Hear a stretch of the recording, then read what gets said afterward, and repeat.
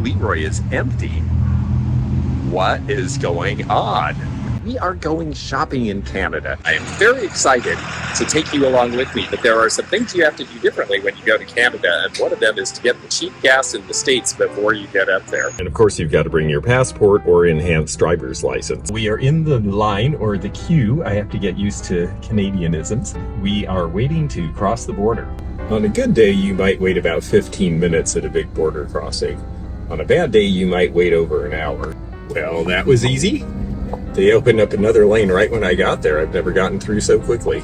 I used to get Blue Mountain pottery at the duty-free store back when that was still being made in Canada. Now, Canada may be similar to the US in some ways, but I'm excited to see what we might see that's a little different than what we get at home. The Vancouver Flea Market. For over 40 years, this has been a place to get antiques and vintage and just about anything else you can imagine. It is a used goods emporium that is open every weekend, and occasionally they have antique shows. This is not one of those weekends, but it really doesn't matter because I have always had fun here. I've found a really scarce piece of treasure craft here. I have found a lot of fun stuff over the years. There is always opportunity here. Okay, well, I put down a toonie, a $2 coin, and I'm in. This is a real flea market. It is a permanent flea market, but it means there could be anything from Avon Winnebago cars and old cameras to lusterware and interesting mid-century looking pottery. Is this mid-century?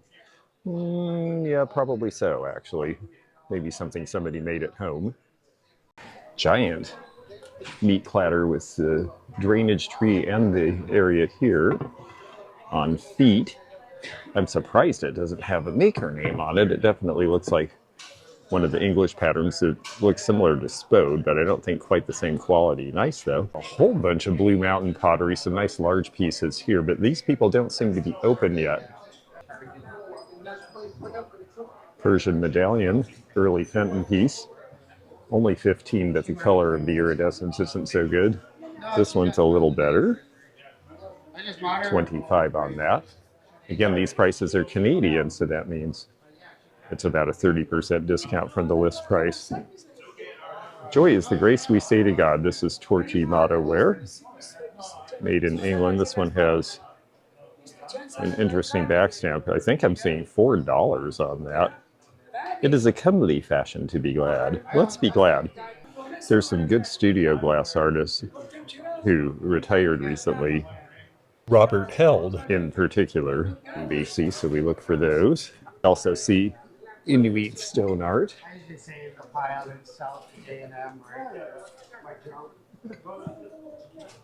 A couple of resin totem poles, and a very pretty coal port compote there.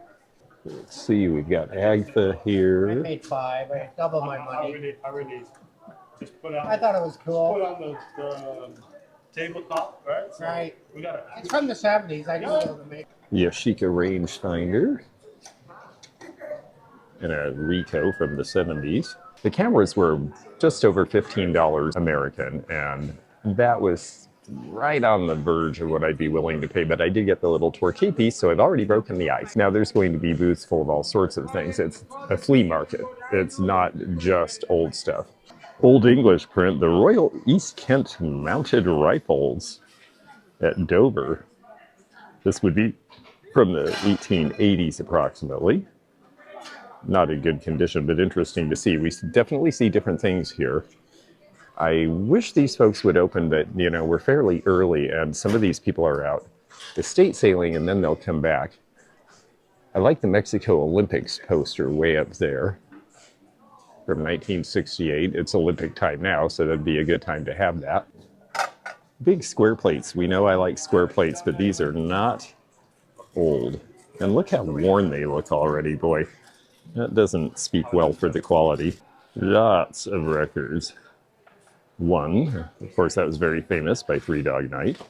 49 cents, final sale. Gordon Lightfoot. He's not with us anymore. He was quite the balladeer in the 70s.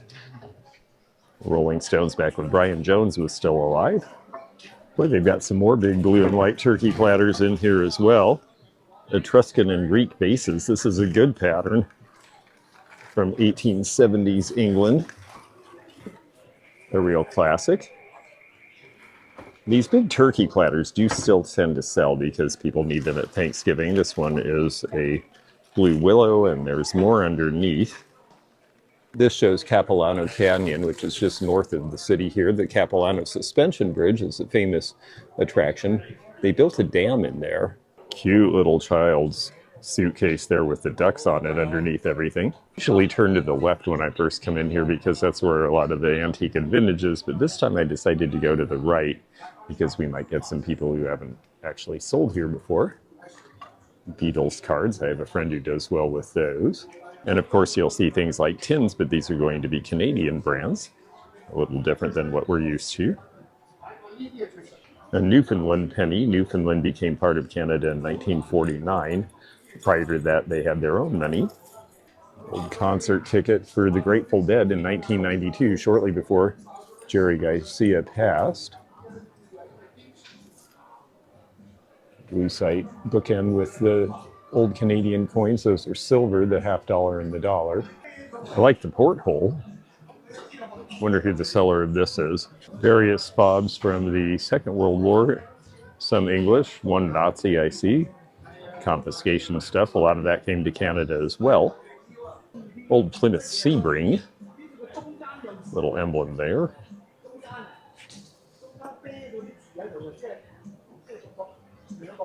Lots of fun little junk like I like.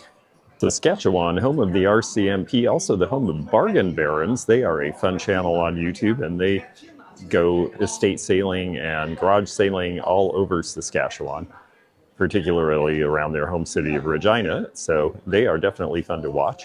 More old tins. This one's Benson and Hedges cigarettes, back when you could get those in the tins. And this is the Canadian version, by appointment to Her Majesty the Queen. I can't imagine Queen Elizabeth sitting around smoking Benson and Hedges, but it is an amusing mental image. $20 on this phone is not a terrible price. It would clean up, but it's fairly bland color. I'm hopeful that we'll see some of the two-tone ones that were made up here, where the inner dial is a different color. Those are cool. $20 on the Canadian Pacific Railroad building in Vancouver. That might sell to a train buff in the States. And here's an old English wooden fishing reel, along with this big reel here as well. Hello. The seller is back, so I'll get to ask him a few things. That is really not a bad price. We don't see these in the States this size, and people think they're interesting, so I may pick this up. Let's see what's in here. Retinal Circus. Yes, there were a lot of good handbills that were psychedelic era from Vancouver as well. Definitely there was interest up here. And I have a collector in Washington who likes Retinal Circus related items, because that was their big psychedelic club. That's going to be about $12 US. I think I might get that. If nothing else, my cousin Carl would probably think it was interesting. Tomorrow's Vancouver, 1946. Souvenir program. Interesting. It does sort of look like that now. Well, they said it was okay if I looked to see what was in this. The first thing I did was open the tape, and then I taped it down so that it won't catch the item, because when you take paper out, if it gets stuck on that, you've ruined it. This is called the Jubilee Show. Souvenir program. So this is 1940s Vancouver, right after the war. And apparently they had a bunch of people come to entertain. The cavalcade of Vancouver's development from the fire to the present day. Every Western city had a big fire that burned it to the ground somewhere along the way. And this would have been the 80th anniversary of Vancouver's establishment in 1886. Growing pains, yes. Alan Thicke had been a very popular Canadian talk show host when he got that role. Cameron is now a very religious man, and Joanna Kearns went on to do some other things later in time. For you insulator collectors, this one's interesting, specifically Canadian again. It's porcelain, a little chipped, but this would have been on the Canadian Pacific Railroad. Porcelain was another thing they tried to use when they were moving from glass. And they ended up with Bakelite being the solution because it could take 100,000 volts and not catch fire. The old English press is very cute. This one is a corgi, a later one in time. But that certainly seems like something that would sell in the States because we don't run into these all as often as this. And I guess this must still have been English made because it does not have a country of origin. Let's see who did this. I imagine it's a Beswick, and it is very cute, very realistic looking. That was Beswick's claim to fame. His painting is not very realistic, but I like it. It's almost flower power. The Plymouth Cricket. My mother had one of those. They were only imported to this country for a couple years. They were actually in English Austin. Dodge imported the Mitsubishis and sold them as the Colt, and Austins were sold as Plymouth Crickets. The Austin wasn't as well made as the Mitsubishi, so the Cricket went away. Boot Cream Mecca, the home remedy. My first tooth. Oh, how funny. I wonder if it's in there. Oh. Apparently the recipient of this was a vampire? Mounties pocket knife. That's a popular design on both sides of the border. This is from the butt of a gun. A Browning Auto 2-shot. Actually kind of an interesting piece. We'll see what they want for that. Land's End in England. This is very, very heavy and seems like something that might be as far back as the Ottoman Empire, looking at the way it's made. I'm not sure if that's supposed to be a powder flask. It's very weighty. Oh, an inkwell. Now that actually makes more sense because I have scribe items from the Ottoman Empire, and that explains the weight so it wouldn't spill. Mr. Peanut is pretty collectible. This is an older one. You can secure additional Mr. Peanut bookmarks at the Peanut store. There is the scoop with Mr. Peanut on it. Mr. Peanut appeared in all sorts of guises. If it's one for the road, make it nabob. I think these are coasters. $5. That's just fun and interesting and different, and I'll take it. I sold an alligator that was for a stove company. This is from an iron foundry company in Sackville, New Brunswick. It is shaped like a pig. It is $14, and it's kind of interesting. I might like to have that too. I think we're going to try to bundle some things. He's also got a lot of sports memorabilia and hockey cards and things that would be fun if you had the time. I like the Schweppes clock, but that's $135, and even with the exchange, I can't really do anything with that. Drink up, oh my.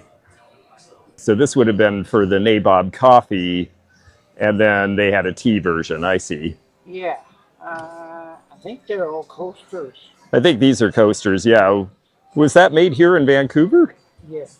Interesting. Well, thank you. And it was always the same. 1 ounce of silver bullion. 7 grams quarter ounce. Little different thing for the Zippo collector. They did these for a while. We'll see what the price is. That didn't take long. There is the outline of Canada. Tech Highmont. I have to be careful because I'm a menace today, apparently. Here we go. June 81. Interesting plaque. Now, usually I wouldn't pay the equivalent of $24 for one of these, but certain beer companies are hard to find, so this might be worth the price for reselling. About $175 to $200. Original, sorry. Oh no, that's wonderful, thank you. It's very clean, actually, yes. Well, thank you very much. Well, I got the 3 Zippos and a spice tin for the equivalent of about $17.50. So, you know, that's $4.50 a piece. That's about what I'd pay in the States, and I haven't had any for a while. In the middle of all of this crystal, some of which is very pretty, some of which may be brands that we're starting to look for again. Let's see who this one is. Oh, that's Czech Republic, so a little newer than I would buy. Crystal Darks, the 1970s from France, but I see Royal Albert in here, the Old Country Roses, along with some other patterns. However, these things are more popular here, and as such, a little more expensive. This is the Centennial of New Westminster, where there's antique malls. If we get a chance, we'll have to go look there. And now we go through the Wall O'Toole's. This is just a really funny sensation going through all of this stuff. Canadian money is currently trading at pretty low levels compared to US money, but if you try to buy things in US funds, you may be charged a foreign exchange fee. So you might want to get some cash either before you come to Canada, or in my case, thanks to the Bank of Nova Scotia, I've got some money for the flea market. The money is pretty, and it's completely made out of plastic, so you can crumple it up and it'll just go right back into shape. All these trees were saplings when the Expo 86 happened. A lot has changed in 38 years. One of the exhibits at Expo was talking about what this would look like around now. And it has become a really urban and one of the most expensive cities in the world. And it has definitely manifested the way they thought it would. Lots of people have moved here from China, from India, from other parts of Canada. False Creek is a boating center. The Glass Atrium and BC Place Stadium are legacies of the World's Fair, and all the rest of it is covered with condo skyscrapers as far as the eye can see. The IMAX Theater is now the center of a big science center here, which is a great addition to the Vancouver community. And here's how it has changed. This is 1872, before Vancouver is even a town. The Vancouver World's Fair was a huge event, a huge success, and now collectibles from it are starting to be sought after because it's been long enough. Here's the first thing I've seen for Expo 86. These were throwaways at the time. This is where the antique shows are held when they happen, and there is one coming in a couple of months. I like the Northwest ethnography a lot, but we see a lot of these cedar boxes. Some are better than others. Aria's signatures certainly help. This is by one of the Haida tribe. They were the most warlike of the tribes in the Northwest. A whole bunch of peach luster under this resin duck here. The shell is the piece I like the best, $18. They do have one older piece of carnival glass in here too, with a basket weave, but I see a crack in it. A couple of trunk bases back here. I wonder if that's a thing like it's starting to be in the States. And then this is a John Perry hammerhead. I love these guys. $38 equates to about $22.50. It's got two figures on it. There might be room in that. I wish it was just a little less. Well, I turned my data back on for a moment just so I could see what these are running, and they are a little harder to find with two, so we'll see if they'll take 30 Canadian, and if so, we'll make a deal. Mostly newer decorative arts here. I've seen this before. It was done by Kroll Maps of Seattle, and it was popular in the 50s and 60s in particular, but I think it came a little bit earlier because you see the vehicles. I think originally they did these in the 30s and 40s, and it shows all the way up into the lower mainland of British Columbia, where we are, and down into Puget Sound. There's Seattle, and almost all the way to Centralia. Well, because this is a permanent flea market, it is early in the day, and a lot of the vendors haven't even opened yet because they're out shopping, and so that fellow gave me a very nice price of $40 Canadian, which is about $28.50 on the Evergreen Playground, and I should be able to sell it for about $65 in Washington. Well, I've already made my first trip to the car, and there's more to come, I hope. It's going pretty well, and I'm just really enjoying finding some things that are regional and different, and I hope you're enjoying it too. And if you are, please click the thumbs up button and like this video. Subscribe, because then you can click the bell to be notified of more videos and travel all over North America with us while we look for cool antiques and vintage. So I gave myself a hand stamp. It's quite a tattoo. It hasn't even dried yet, but that means I should be able to get back in for free, because it does cost $2 to enter here. It's so funny how people just go for the new merchandise. I haven't been here in 5 years, and the print I picked out, he said he just brought it in, and I was the first person to see it. Okay, that'd be great if you don't mind to plug it in. Well, hopefully not. It looks like a pretty good cord. I always look first before I ask. It looks like it's connected inside too. I zapped myself on one of these real good ones, so I actually pay attention. It's got a few fun things here. I just got a good camel holder. Did you ever go through a flea market and suddenly realize that you looked at something and then forgot to ask about it? I have to go back to that last space. Though it's certainly easy to get distracted by all the pretty Royal Albert, very pretty floral cups and saucers, lots of silver plate, lots of English china, which we expect here. and Royal Dalton figurines, and a little bit of Yadro. And then a bunch of these neoclassic pieces by Santini and other companies. These are actually selling pretty well now. That's a pretty Bohemian cut to clear piece as well. So they have nice things here. There are some dealers here who are more in the antique and vintage realm entirely, as opposed to just flea market dealers. Zeno wants us to get one of these, but there is one problem with them, and that is that they sometimes shed. I like the old ship's lamp. Lots of brass. This is a newer dealer. The dealer that was here before almost sold me a platinum necklace for very little, and I foolishly tried to get a better deal, and then he looked at it twice. So when I hear certain folks, cool airplane lamp, by the way, I think that's newer, but it's a neat design. So when I hear certain folks say that you should negotiate on everything, I am here to tell you that it is not necessarily true. I don't hate this amateur skyline landscape by S. Bernard.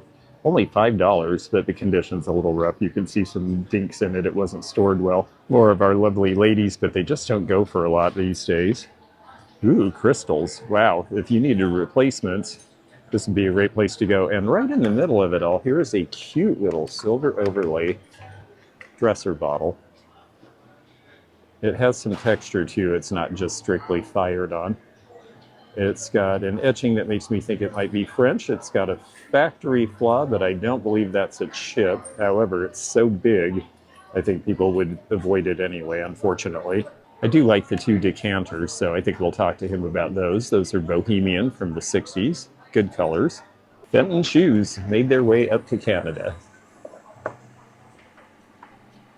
And they're priced at about retail. Again, I think this particular dealer is mostly a retail dealer, but I do see a few things that are still good prices given where I sell. For example, this. Now I'm going to have to make sure we have trade relations with Russia. I know we have a lot of sanctions against them. I've got to make sure I can bring this back, but it's a lovely souvenir tile piece, hand painted, and it has information on the back in Russian. It appears to be from 1977 if I'm reading that right. And it's only about $14 American. I think somebody would find that quite likable.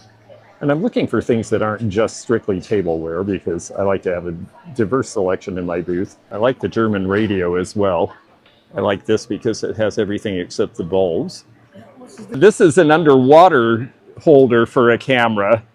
You could wear it there or on your body if you have a strap. A lot of Royal Albert Petty points. Oh, thank you, yes. Oh, and actually, I wanted to ask, how much are your 2 bottles? Turns out I picked a good day for this in a sense. It's not as full as usual. A lot of people haven't opened, but that's because it's summer and they figure that it's warm outside and it's a nice weekend and people are going to be out. And that means I am scarfing up a lot of good bargains. The last 2 people gave me big discounts on nice things, and a couple of them I bought. And that's partly because those prices were their old antique store prices. The reason they're running a very nice, well-curated antique style booth in the flea market is because Vancouver's gotten so expensive, a lot of the antique malls have had to close. So they don't have another place to go.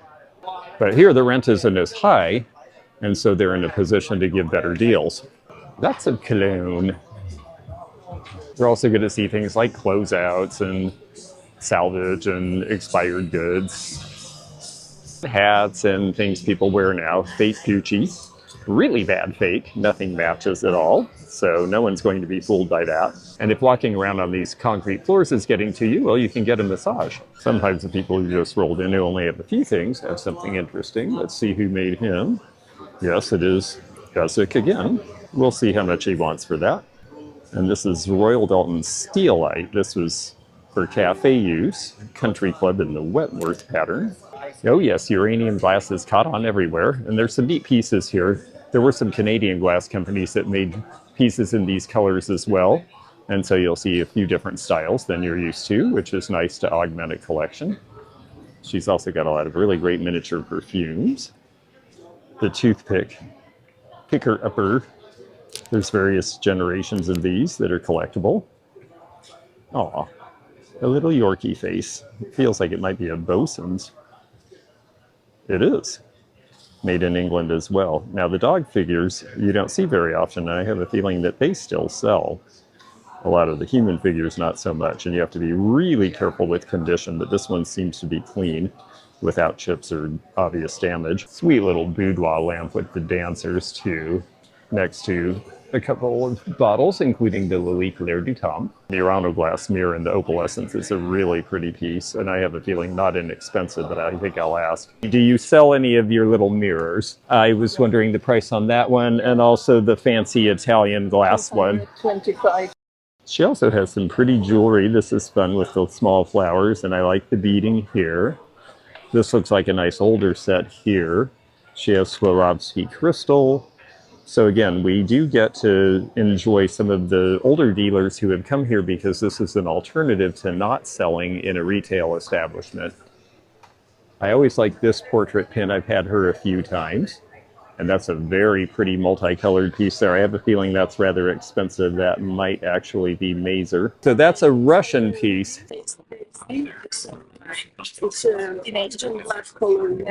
Oh, that is just beautiful. Thank you for explaining. It looked like some of the good costume jewelry that use real stones. I didn't realize it was Russian. That is very special. Well, this is fun, and I am spending some money, and I may go over my duty, and then, well, we'll have some other things to talk about, because then you've got to make a list of everything you bought and what country it's from, and you have to pay a usually very small importing fee, but they can give you a real hassle at the US border over it. So hopefully it won't come to that, but I better be prepared. So Japanese geisha would wear this. How interesting. And the old coral. Well, thank you. And how much is that? I'm just curious, having never seen one. This is also genuine coral. Yes. And Japanese corals are white. They say the angel skin, you know, they're white. Right, they're not all just solid red, yes. Okay, thank you. It's fascinating. Oh, how beautiful with the birds. And so is that paper? Yeah. Wow, and celluloid. That is so delicate. Yeah. Oh, that's wonderful. And this has a little bird here.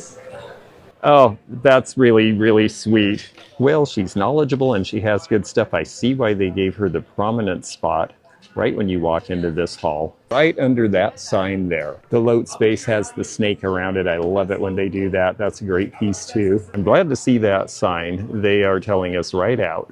Counterfeits are such a bane, and most flea markets and online are really going after them, which is good because that stuff kills markets. A very pretty English piece from the 1930s, only $5. There's just a lot of sweet dinnerware made in this time, and I know some people are concerned about lead in these things, so put a linen in it as a liner and put buns in it or something. There's lots of ways you can use this that are not going to expose you to things that people didn't know or care about in the past that are problems now. Some very pretty sterling jewelry in here. This space has a lot of newer decorative objects, but I like the black mantle lusters. Those appear to be probably 1950s or 60s Bohemian. Well, here we go. There's another jewelry dealer here. There's cameos, nice opals, a lot of precious and semi-precious in this case. Oh, Tiffany and Company. A nice garnet pin. Adjusted for the exchange rate, these prices are pretty much what I'm used to in the States. This bracelet would be $35 in American dollars. Nice Regency setup here. Very nice pieces. I doubt I'm going to see anything in this particular spot that I'm going to be able to afford for resale. But if I saw something that I knew somebody really liked, well, sometimes we do our friends a favor and get it for them anyway. How you can get a hold of these folks if you do see something that you would just like to wear. They've got micro mosaic in the back, some Miriam Haskell. I'm looking to see if maybe there's something that I know that they don't from the States, like a Juliana bracelet or something that perhaps they would overlook, but I'm not seeing anything like that. With all the immigration here, it's possible that Chinese jewelry is more expensive here, or it's possible that maybe it's less. That piece in the back is the one I'm interested in, and I think I'll ask. I have to say these little rotator cases are great for jewelry because you can put a whole lot in a small area. and it's on levels where you can see it. I wish I could pick up some of these. My jewelry display is starting to get big and flat, and that's not the best way to do it. Sitting on a table and they just, chain them together and make whatever. Oh, so each panel is made into the whole part. I see. Okay. MK, well, thank you. That's a company I really didn't know about, and I've actually been around costume a while. They come in every store, but mine's is the Burma jade. The Burma jade is... high-end jade, but... No, but it's jade, and jade is nice, and people love it. Lower grade. They came in lapis, malachite, zozite, everything you can think of. Well, thank you. Offer to resell it for them. Yeah, well, I bet. Yes, all that stuff, yes. Sell yourself online. Oh, yeah. Yay! Well, you have a great selection. It's great to see it. Well, she really does have a good selection. And the thing is that her prices are not outrageous for what it was. She's got a lot of nice evening bags and things too. She's just really in compacts. And gosh, I mean, her prices are good. This is $14 American. I like this one with the Art Deco design. I mean, this is, if you're going to be a jewelry dealer, look for the vintage, the real vintage, because it never goes out of style. And a lot of her clear and basic rhinestone pins are priced in the equivalent of $15 to $25 range for us. The Governor General's residence in Ottawa, a lot of people in America don't realize that unlike the president, you actually have two people involved with the governance. The Governor General basically does all the state dinners and all the partying and entertaining of foreign dignitaries and is appointed by the English royalty still to this day, it's my understanding. Takes the pressure off of the executive who has to do everything else. Gibson and Company, another English company. $25 would be a great price if that wasn't stained, because this is chintz and it's the original by Royal Winton.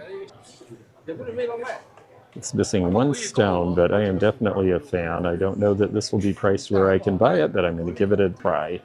This is pretty. I like that it's decorated inside and out. This looks like Reuben glass in a porcelain form, and it's called Cherish Porcelain. I don't know when this was made. It looks 1980s to me. I'm going to see if we can find out more about that. And of course, Wedgwood. We're going to see Wedgwood in British Columbia.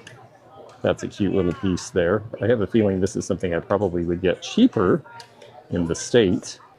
Well, I'm paying $20 for this. It does need a flatback stone there. And I think there's one missing around the bottom right there. Bartholomew maps out of England. Those are attractive.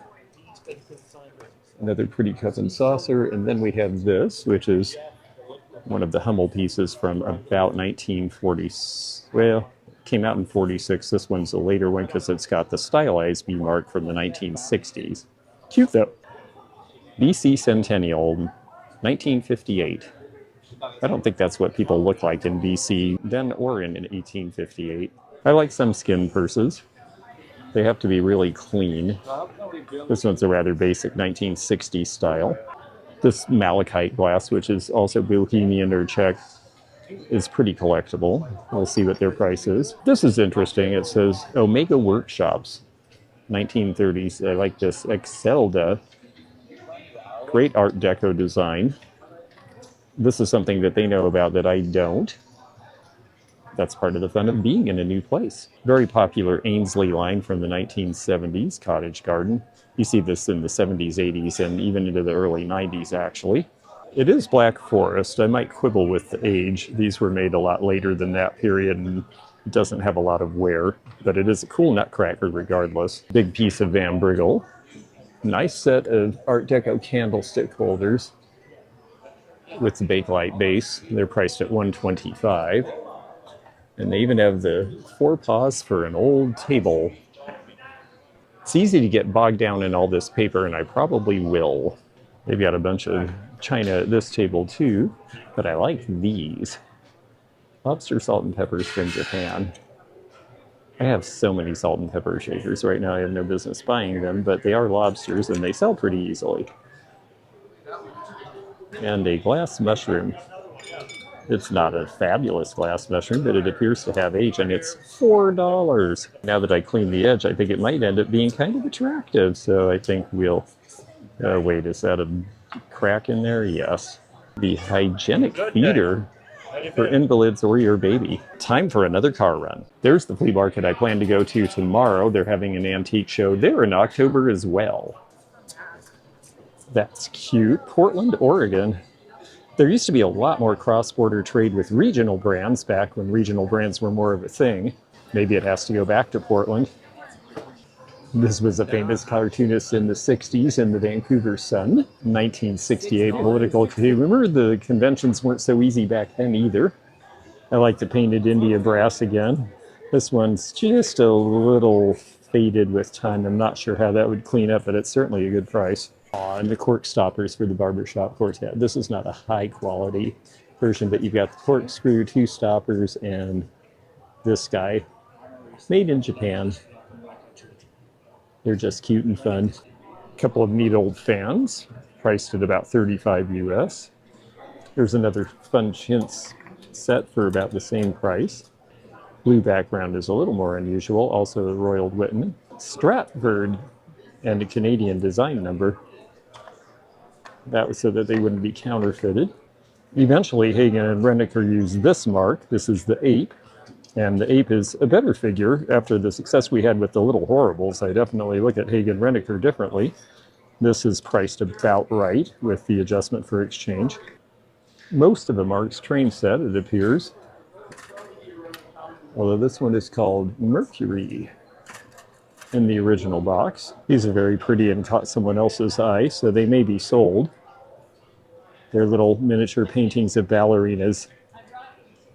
Miniature reproduction, and she said she would do 60 for the pair, which works out to a little over 20 American apiece, which seems very fair.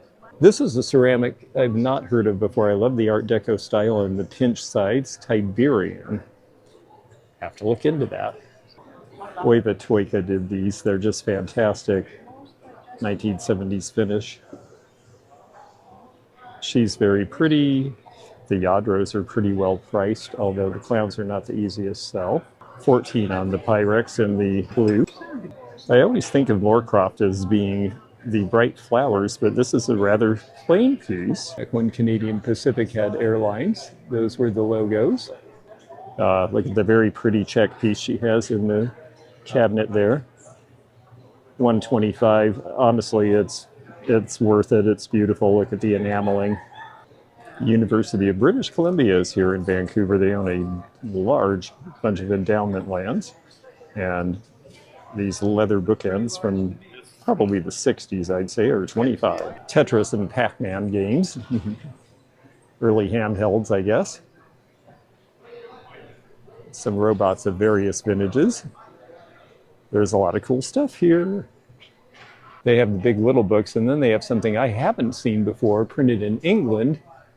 These very, very little Tom Thumb books, which are even smaller, about half the size of a big little book from the same era. The golden age of those was in the 30s, 40s, and 50s. All right, let's take a quick dive into paper. Ethnography grabs my attention. It's always fun to see somebody with a pile of paper and see what jumps out at them. Atomic Energy. I always feel sorry for old postcards that get mixed up in this because I figure they're going to get crushed. The Merchants Bank of Canada. There's King George V gray line. Look at that great jitney, the old bus from the late 20s or early 30s going up to Lake Louise. Banff Springs Hotel. Telephone 34. It's too bad somebody did that to it, though. Winston Churchill and the royal couple looking very stern during the Second World War. This is a Great Lipton tea tin with a really good graphic that someone made into a bank. Darn it. Pretty red glass. There's the flower frog in it. You see the original thought behind those. I believe this is Tiffin from the US. It will glow a little bit under a black light because of the cadmium to make the amberina. Not enough to really be a major glower from what I could guess. 1,000 Golden Horns, published by the Pendel Company of Midland, Michigan. This is all about Dancing in the Era of the Big Bands and Swing. I'll bet that's an interesting book. Unity and Simplicity of Disease, showing how all disease springs from one cause, which means by the removal of that cause, can all diseases be relieved? Well, how simple is that? And the answer, not surprisingly, is right living. Old menus are collectible. I just put one out to sell from the Trocadero in Los Angeles, and this one's from Bamboo Terrace, a famous old Chinatown restaurant in Vancouver. This will be from the 60s. Ha ha ha. I've not seen this beaker before. It's handleless. This is George VI with Queen Elizabeth. Priced at $145. It is Minton, and that's why. Minton is very, very high-end. I'm still trying to sell the Queen's Beasts, however. I needed to bring them here. George Vancouver is a rarity in that two cities are named from him, Vancouver, BC, and Vancouver, Washington, which was Fort Vancouver originally. The waterways to the city that bear his name had barely been discovered in 1798. Wedgwood piece. I always like the old coin belts. This one looks like it takes pennies, nickels, dimes, and quarters. And it's got a 1920s patent date. I wonder how much they want for this. The Grace of Our Olympic Girls. Imagine what would happen if you used that headline today. 1964, though, that was a while ago. We've actually got some of the more important Life magazines here. This is the troopers in Selma, Alabama, waiting for the March on Washington to get there. This was a very important Commonwealth game. It was held here at Empire Stadium, which is no more, but was the big stadium here in town that opened in 1954 for this purpose. And Roger Baniester became the first person in the world to break the 4-minute mile in track. This is a watchmaker's repair case with all the original parts and all the things that you can fix with it. This would be a real boon to a watchmaker today because a lot of this stuff isn't being made anymore. It's something you rarely see. It is from 1954. It was made by Royal Dalton. It's the Aborigines. You don't see this very often at all because that was quite controversial not too much after that. Renfrew of the Mounties, very famous here. Actually in the States as well. And there's Lash LaRue. This is a cute little liquor bottle. It is check glass and it is enameled. 1930s. I've seen this plain before, but I've never seen one with the ship on it. $28. A cystoscope. I have to say we are definitely running into different things. Squeezed in tight is this really neat marquetry clock. This is French. A wonderful case. From about 1900. You ask why I don't step back further to take the picture. Well, this is the space it's in. So this is about as good as it's going to get. Chalet glass. Been waiting to see some of that. The amber console bowl and then the basket, which is one of my favorite pieces. It is the Vancouver Orange. It is $72 US, and I think it is mine. Well, because it's not the busiest day, they are shopping each other's booths, which I understand. So I had the neighbor go get him, and we settled on this. See, gas is $179 a gallon in Canada. Okay, no, that's per liter, and it works out to about $5 US, but it was still worth getting gas before we left. We came, we saw, and boy did we spend. I am still below my daily allotment though, so we're gonna probably look for some other places to shop too, but this was such a great time. I'm so glad to get back to this flea market after all this time, and they had just about one of everything I expected and some things I didn't expect at all. So it was a great time, and I hope you had fun looking for deals with me too. If you enjoyed this video, check out this one.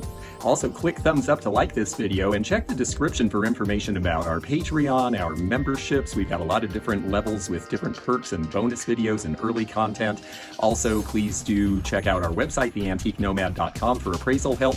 And we'll see you again for more adventures in the antique and vintage community soon. Bye for now.